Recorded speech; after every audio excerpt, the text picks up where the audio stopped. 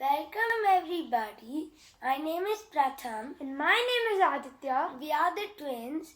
Today we are going to teach you how to make a simple lamp out of your snap socket set.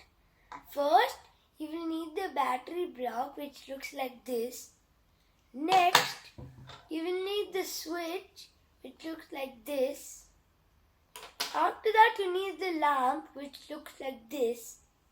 Lastly, you need the 3 block which looks like this. First, you take the battery block and place it here like this. Next, you take the 3 block and place it like this. After that, you take the switch and place it on top of the battery and the 3 like this.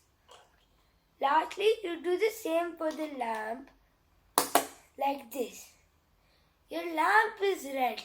Adi, would you like to add something? You can put the press switch and you can replace the lamp with the motor and put the fan on top of it. Bye everybody.